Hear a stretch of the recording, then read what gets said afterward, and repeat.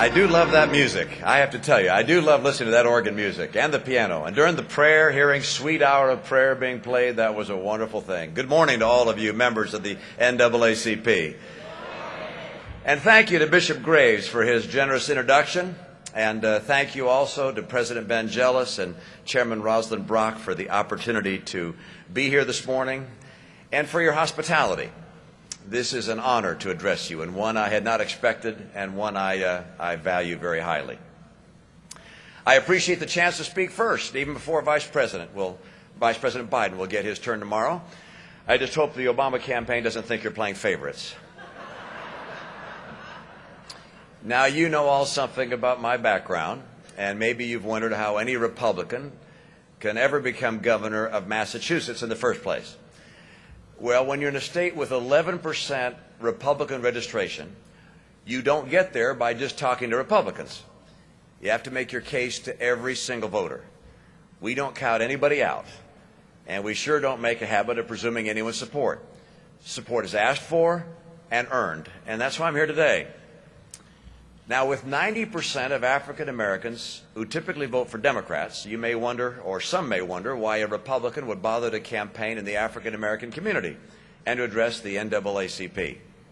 One reason, of course, is that I hope to represent all Americans of every race, creed, and sexual orientation, from the poorest to the richest and everyone in between.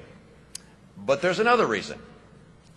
I believe that if you understood who I truly am in my heart, and if it were possible to fully communicate what I believe is in the real, enduring best interest of African American families, you would vote for me for president. Now, I want you to know that if I did not believe that my policies and my leadership would help families of color and families of any color more than the policies and leadership of President Obama, I wouldn't be running for president. Now, of course, you know the opposition charges that I and people in my party are running for office to help the rich. Nonsense. The rich will do just fine whether I'm elected or not. The president wants to make this campaign about blaming the rich, and I want to make this a campaign about helping the middle class in America.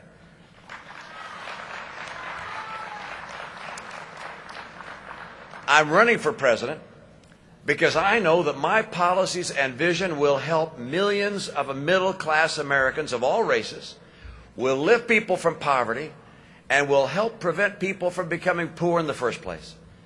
My campaign is about helping the people who need help. The course the president has set won't do that. My course will. Now, when President Obama called to congratulate me on becoming the presumptive Republican nominee, a gracious call, he said that, quote, he looked forward to an important and healthy debate about America's future. To date, I'm afraid that his campaign has taken a different course than that. But in campaigns at their best, voters can expect a clear choice, and candidates can expect a fair hearing, only more so from a venerable organization like this one.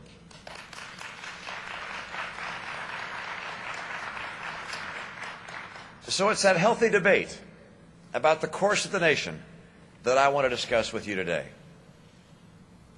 Now, if someone had told us in the 1950s or 1960s that a black citizen would serve as the 44th president of the United States, we would have been proud, and many would have been surprised. Picturing that day, we might have assumed that the American presidency would be the very last door of opportunity to be opened. Before that came to pass, every other barrier on the path to equal opportunity would surely have had to come down. Of course, it hasn't happened quite that way.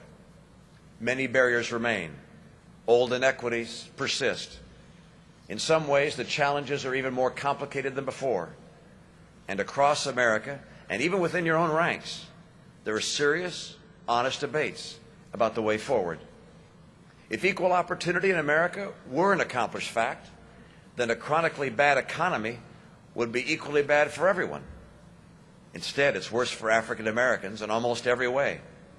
The unemployment rate, the duration of unemployment, average income, median family wealth are all worse in the black community.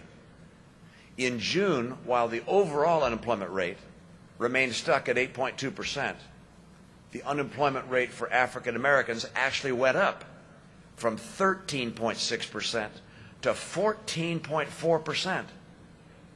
Americans of every background are asking when this economy will finally recover, and you in particular are entitled to an answer. If equal opportunity in America were an accomplished fact, black families could send their sons and daughters to public schools that truly offer the hope of a better life.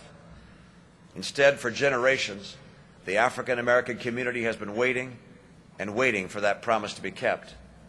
Today, black children are 17% of students nationwide, but they are 42% of the students in our worst performing schools. Our society sends them into mediocre schools that expects them to perform with excellence, and that's simply not fair. Frederick Douglass observed, and I quote, "It's easier to build strong children than to repair broken men."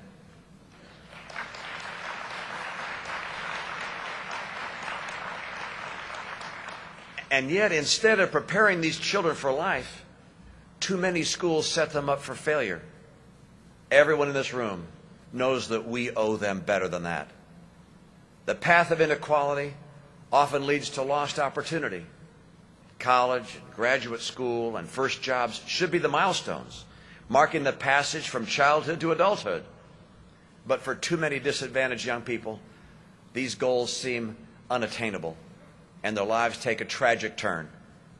Many live in neighborhoods filled with violence and fears and empty of opportunity. Their impatience for change is understandable. They're entitled to feel that life in America should be better than this. They're told even now to wait for improvements in our economy and in our schools. But it seems to me that these Americans have waited long enough.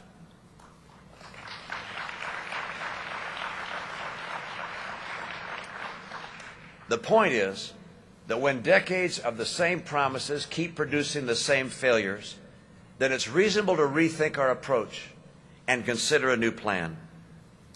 I'm hopeful that together we can set a new direction in federal policy, starting where many of our problems do start, with the family. A study by the Brookings Institution has shown that for those who graduate from high school, who get a full-time job, and wait until 21 before they marry and then have their first child, the probability of becoming poor is 2%. And if those factors are absent, the probability of being poor is 76%. Here at the NAACP, you understand the deep and lasting difference that family makes. Your former executive director, Dr. Benjamin Hooks, had it exactly right. The family, he said, quote, "remains the bulwark and the mainstay of the black community. That great truth must not be overlooked." End of quote. Any policy that lifts up and honors the family is going to be good for the country, and that must be our goal. As president, I will promote strong families and I will defend traditional marriage.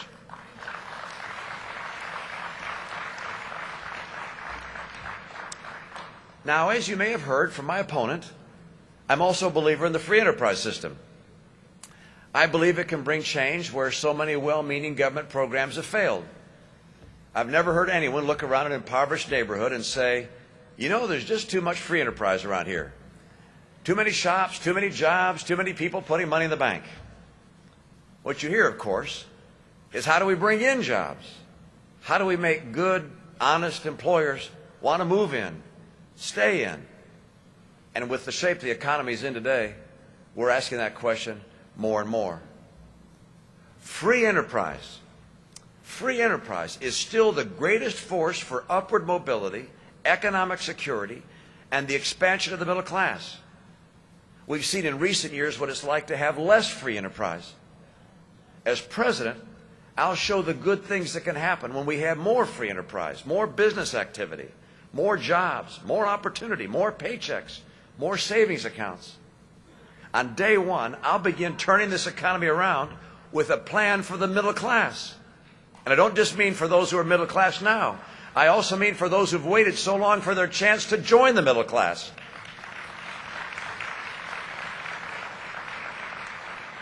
And by the way, I know what it takes to put people to work, to bring more jobs and better wages. My plan is based on 25 years of success in business. It's a job recovery plan. Now, it has 5 key steps. First, I'm going to take full advantage of our energy resources, and I'll improve the Keystone Pipeline from Canada. Low-cost, plentiful coal, natural gas, oil, and renewables will bring over 1 million manufacturing jobs back to the United States.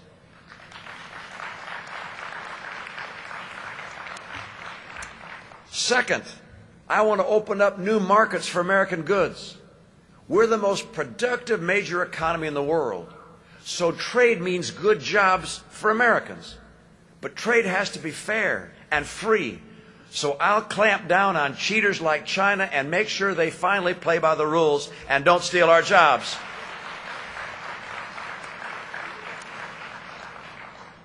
And third, I'm going to reduce government spending. I hope everyone understands that high levels of debt slow down the rate of growth of the GDP, of the economy, and that means fewer jobs are created. If our goal is jobs, we have to stop spending over $1 trillion more than we take in every year. And so to do that, I'm going to eliminate every non-essential, expensive program I can find. That includes Obamacare, and I'm going to work to reform and save.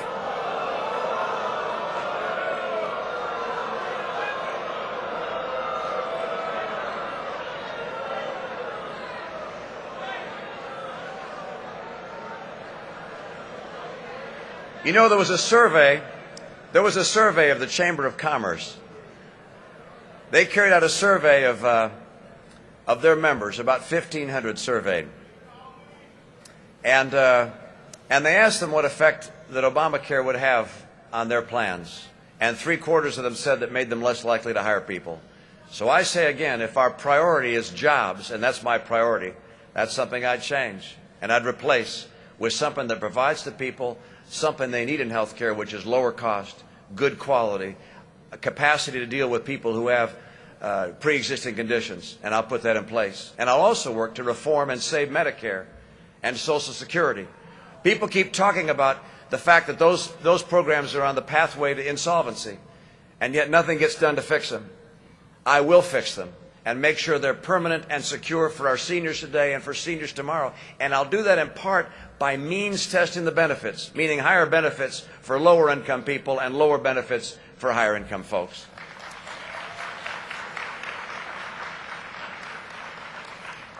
Fourth, I'm going to focus on nurturing and developing the skilled workers that our economy so desperately needs today and the future demands. This is the human capital with which tomorrow's bright future can be built. And by the way, too many homes and too many schools are failing to provide our children with the skills and education that are essential for anything other than a minimum wage job.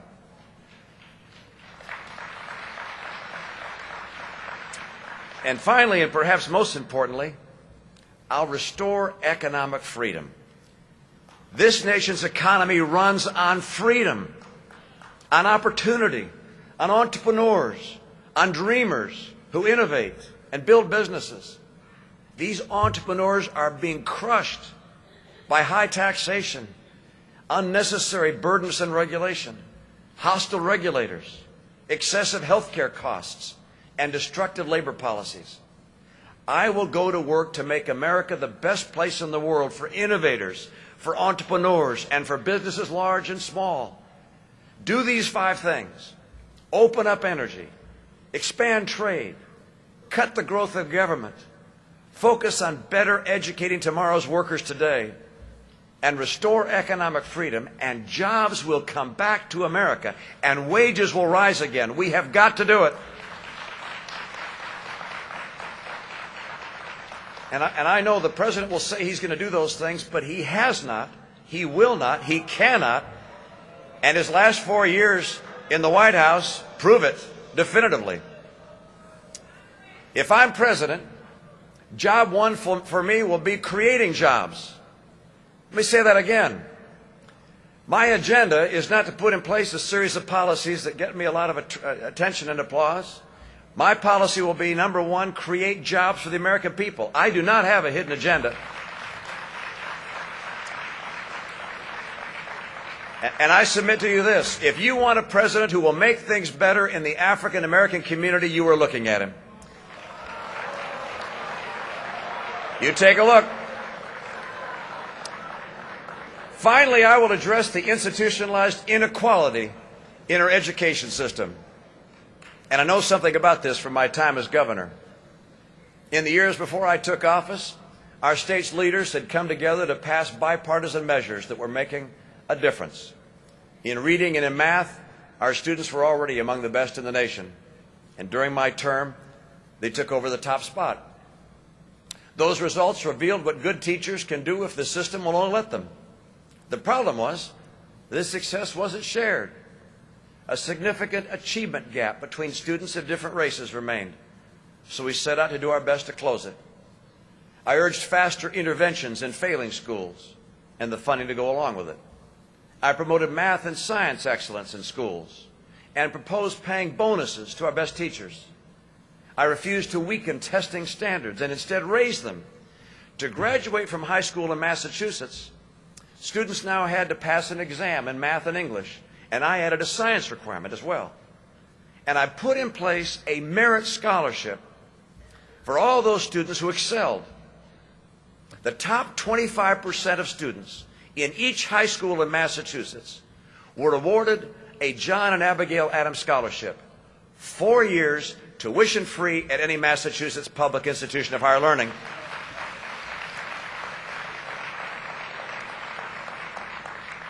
And when I was governor, not only did our test scores improve, we also narrowed the achievement gap. Now, the teachers' unions weren't happy with a number of these reforms. They especially did not like our emphasis on choice through charter schools, which is a great benefit to inner-city kids trapped in underperforming schools. Accordingly, the legislature passed a moratorium on any new charter schools. As you know, in Boston and in Harlem and Los Angeles and all across the country, charter schools are giving children a chance, children that otherwise could be locked in failing schools. I was inspired just a few weeks ago by the students in one of Kenny Gamble's charter schools in Philadelphia. And right here in Houston is another remarkable success story, the Knowledge is Power program, which has set the standard thanks to the groundbreaking work of the late Harriet Ball. These charter schools are doing a lot more than closing the achievement gap. They're bringing hope and real opportunity to places where for years there's been none. Charter schools are so successful that almost every politician can find something good to say about them. But as we saw in Massachusetts, true reform requires much more than talk. As governor, I vetoed the bill blocking charter schools. But my legislature was 87% Democrat, and my veto could have easily been overridden. So I joined with the Black Legislative Caucus, and their votes helped preserve my veto, which meant that new charter schools, including some in urban neighborhoods, would be opened.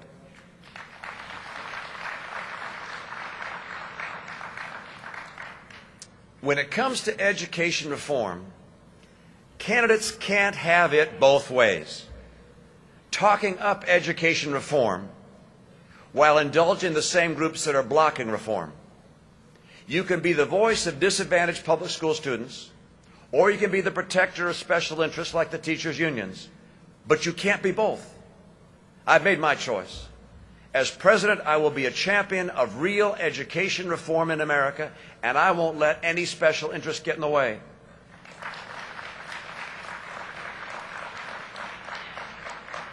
I will give the parents of every low-income and special needs student the chance to choose where their child goes to school. For the first time in history, if I'm president, federal education funds will be linked to a student so that parents can send their child to any public or charter school they choose. And I'll make that a true choice because I'm going to ensure there are good options available for every child. And should I be elected president, I'll lead as I did when I was governor. I'm pleased today to be joined by the Reverend Jeffrey Brown, who was a member of my kitchen cabinet in Massachusetts. That cabinet helped guide my policy and actions that affected the African American community in particular. I'll look for support wherever there's goodwill and shared conviction, and I'll work with you to help our children attend better schools and help our economy create good jobs with better wages. I can't promise you that I'll agree on every issue, but I do promise that your hospitality to me today will be returned. We will know one another.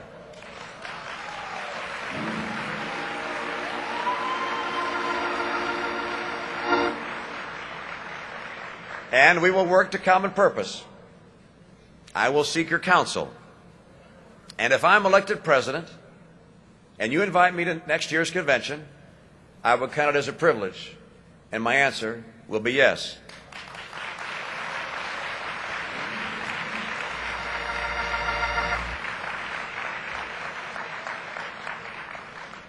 You know, the Republican Party's record, by the measures you rightly apply, is not perfect.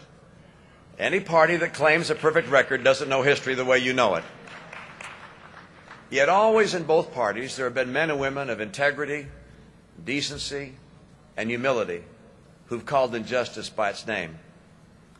For every one of us, a particular person comes to mind, someone who set a standard of conduct and made us better by their example.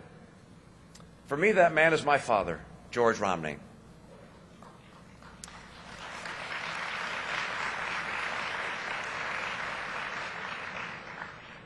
It wasn't just that my dad helped write the civil rights provision for the Michigan Constitution, though he did. It wasn't just that he helped create Michigan's first civil rights commission, or that as governor he marched for civil rights on the streets in Detroit, though he did those things too. More than these acts, it was the kind of man he was and the way he dealt with every person, black or white. He was a man of the fairest instincts and a man of faith who knew that every person was a child of God.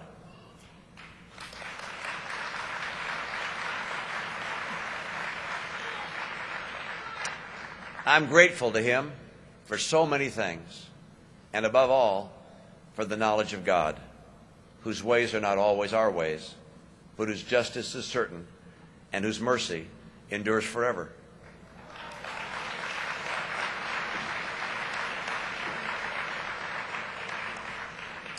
Every good cause on this earth relies, in the end, on a plan bigger than ours.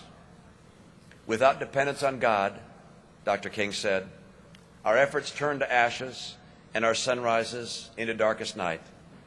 Unless His Spirit pervades our lives, we find only what G.K. Chesterton called cures that don't cure, blessings that don't bless, and solutions that don't solve. End of quote. Of all that you bring to the work of today's civil rights cause, no advantage counts for more than this abiding confidence in the name above every name. Against cruelty, arrogance, and all the foolishness of man, this spirit has carried the NAACP to many victories. More still are up ahead.